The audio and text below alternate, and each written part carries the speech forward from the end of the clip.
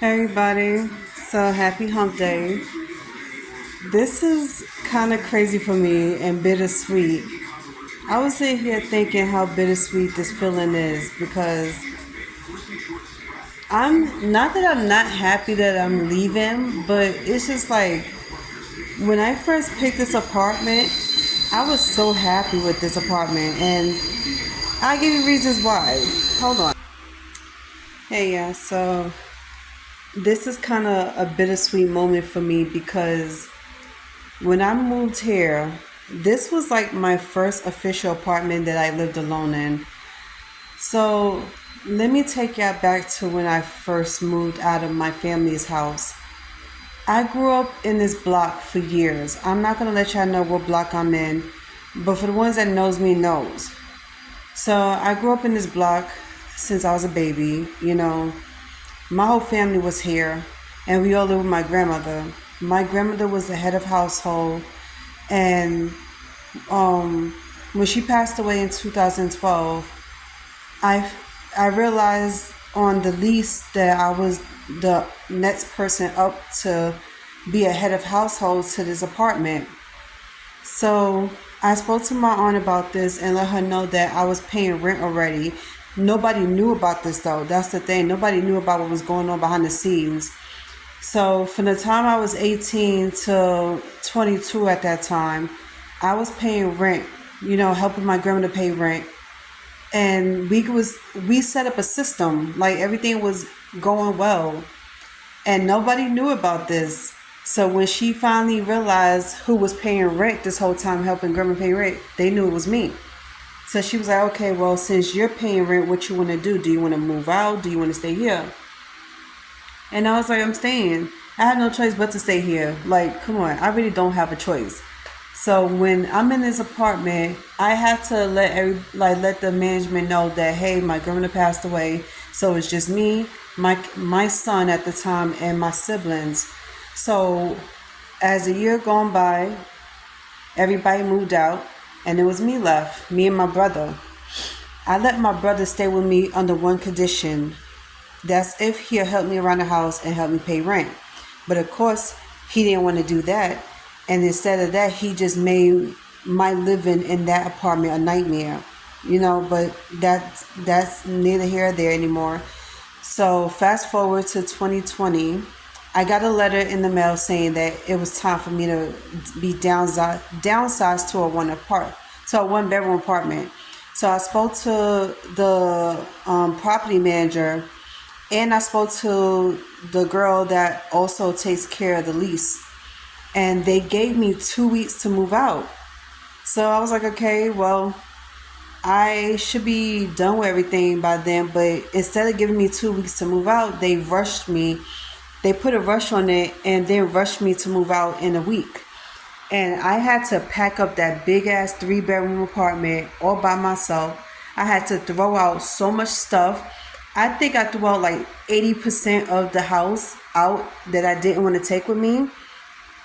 That's including that trunk that I had too. But I had so many important stuff I didn't want to leave behind, but I had no choice to, because when I got a tour of this apartment, this is a 1 bedroom with 3 closets, and the closet is not that big. I had no choice but to throw everything out. So a part of me was kind of upset about it, and I felt bad to the point I started crying, because this was my grandmother's stuff, like all of her stuff in the trunk. She had a big trunk underneath the bed that she always kept all of her blankets, dresses, and important papers, and even my class ring and everything was in there, and I had to leave it behind. So fast forward to June 11th, 2020, I moved into this apartment. There was a guy that used to live and work on this block, and he was the one that showed me this apartment. And he was black, and he was a really sweet guy. I really did like him. We was cool. We became cool with each other over the years. I mean, over that whole year. But he ended up quitting his job in 2021, which was kind of sad because he was being treated unfair and all that shit. But it's whatever. But I wish him nothing but the best. He was in college at the time too. So when I said yes to this apartment, it was because of, one, I had a balcony. Two, it was perfect for me. The size was perfect. Everything was like on point. I had no complaints about it. And I didn't know any other neighbors here, but I got to know some of them over the next 2 years.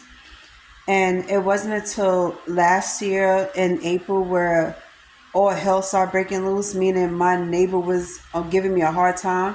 I never met them before, but it was a mom and her 2 kids and a husband, whatever, whoever else was in that apartment. They have a son that lives next door that was constantly giving me problems.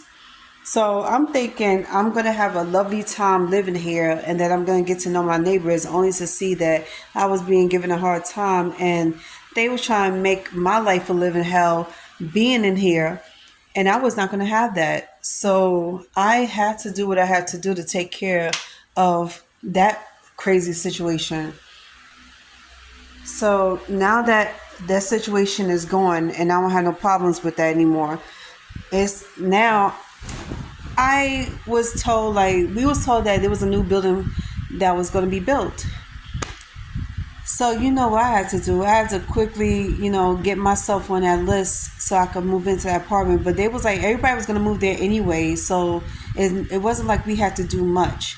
So I was like, okay, when are we supposed to move? So property manager told us we were supposed to be moving July of 2024. At first, she said it was the spring of 2024. But then they didn't pass the health code, the inspection test, whatever. So we had to wait for another couple of months. So we got another letter back in July, like the end of July going into August. We got another letter saying that we're not going to move until, everything is cleared. So we kept having meetings, neighborhood meetings. We kept having one-on-one, interviews and stuff. So I finally got the phone call saying it was time for me to sign some papers for the new apartment. And then we got invited to do a tour for the new apartment and the new building. And I was like happy about that. I felt a huge sigh of relief because I didn't think we was ever going to go there. I was like, when are we going to go? Because I was one of the people that was getting on their nerves about going for this tour and trying to get this apartment.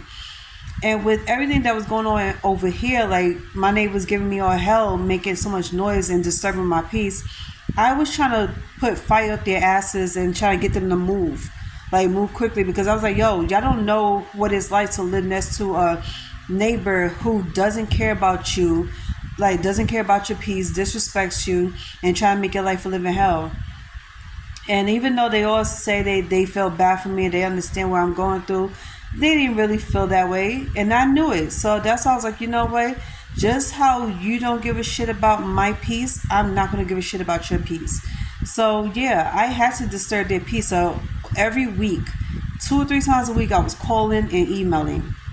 This was going on for like the last 2 months. I was calling, emailing, and then I went so far as to go down to the office. So long story short, after all this time of going through hell and signing papers and talking to these people, I finally got approved for my apartment. And I only had to do 2 things to get approved for the apartment. I finally got that done, and I got my tour of the 1 bedroom apartment that I wanted. And not only that I love it, but these people exceeded my expectations in this apartment. I didn't think I was going to be that high up in the building, but I'm glad I am, because one, I don't have to deal with noise anymore. I don't have to deal with the train noises or the cars screeching by anymore. When I went up there in my new apartment, I didn't hear not a single sound. Not a single sound. And then on top of that, I have so much privacy.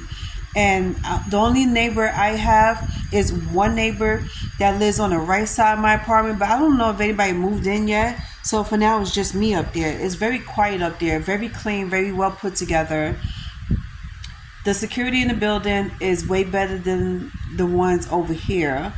And then on top of that, everything is well put together. Like, you know where to find everything at.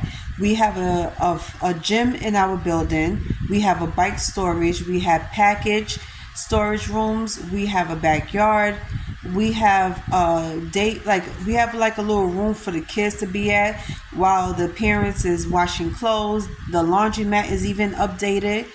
I'm completely happy and satisfied with everything that I saw and what I have. And I am totally grateful. Like, I pray to God and I talk to God every day and let him know how grateful I am to even be in my current apartment, and I'm even more grateful for being in my new apartment. So that's why I felt this bittersweet feeling today. And I was moving really slow when it comes to packing my stuff up because I'm like, damn, like I created so many memories in this apartment, a lot of good memories, but I had also a lot of bad memories in here too. Because this is where my depression kicked in the most in here. And it was uncontrollable.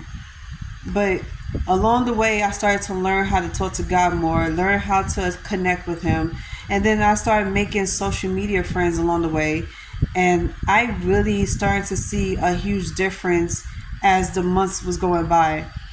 And between 2020 and now, I say I made a huge difference in my personality, my behavior, how I look at things, and my depression.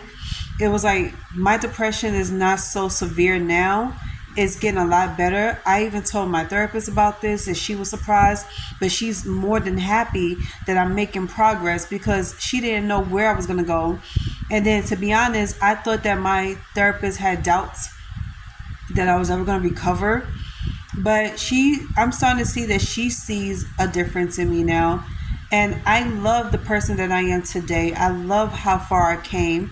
And at this point, I have this, I don't give a shit attitude anymore when it comes to people's, because a lot of people out here is going to talk shit about me, judge me, and it's not affecting me the way they think it is. And that's what's funny about it. When people think they're affecting you by disrespecting you, talking shit about you, and you show them that you don't care, yeah, it makes them upset. And then they try to find ways to do more shit to you to piss you off and to affect you. And it's still not working. Sad to say that I lost a lot of people who I thought that I could really trust and rely on, and people that I really do love. Even when it comes to family, it's like I try to reunite with family, and clearly that didn't work out. Like I say, it's too much judgment in this world. It's too much hatred in this world. And when it's going to stop, I don't know. But you live and you learn. And the one thing I learned is to never let people get close to me in that way anymore, to the point they could really get to know me inside out. Because some people just don't, it's like they're not qualified to even handle that side of me.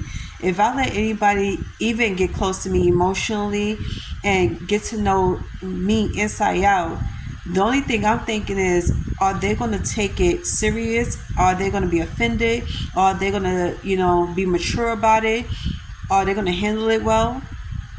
But to get rid of that feeling and that thought, I just decided not to let them get close to me. Because the last person that I did let get close to me, she judged me harshly. And she was supposed to be close to me. This was somebody who I loved and cared for. And the one thing I wanted was a real relationship, but it's like clearly that was not going to happen. And I hate when people are super hypocrites about a lot of shit as if they're better than me or they are the total opposite of me, like whatever. But I'm going to move on from that. But the main focus right now is my life, the progress I made, and not giving a shit about nothing else in this world that doesn't benefit me. Because my only motto I tell people is, what doesn't phase you doesn't phase you. And you shouldn't react to something that doesn't say anything about you. Like, if it doesn't apply, let it fly. So for anybody out here who has so much ill shit to say about me and ill feelings and look at me different because I'm different than you, I do things different than you, I'm going to let that shit fly because it doesn't apply to me. It's like, I don't give a shit. How y'all feel about me, I don't give a shit about. It's like my blessings keeps coming to me because I put in the work. I put in the work every day, sun up to sundown. I wake up at 7 in the morning and I come home at 7 at night. And I accomplished every little thing I ever went to, which was applying for a job, got the job, go apply for the school. I'm in school, got my apartment that I've been begging for and been working on, got that. So I was like, what else can I apply? Like, what can I apply myself to that I'm going to accomplish later on? I got the small tribal group that I asked for. I was like, I want to deal with the group of women that is very mature. And you could be spiritual, you could be religious. I don't care. As long as you're not immature, judgmental, and be so quick to write people off because they're totally different from you. And I think the quote of the day that everybody should learn is stop writing off people's that's different from you. Okay? We all do the same shit, but in our own different way, which is, apply ourselves into everything we want to do to become great. Okay? And this is my time right now when I'm doing all that, and I am freaking happy about this, and can't nobody disturb me from that. So I'm gonna make a part two to this because there's so many things I have to say about this. But I just want to let y'all know that this has been a dream come true for me that I've been working on for months. And not only that, the school is the dream come true because I've been dying to go to a certain college that would tend to my needs, like something that would, that I could actually apply myself in and make my dreams come true. Because I wanted to be a chef, but at the same time, I also wanted to work in the medical field. I was super curious about that for the last 2 years because I have seen so many things around me that I thought it was super scary. And I was like, I want to be a part of the world where I can help people, help take care of people, and save lives. And I finally found it, and I'm applying myself to it now. So I'm doing okay. But I will see y'all the day that I move into my apartment, which is this Friday. And I will give y'all the second part of this video.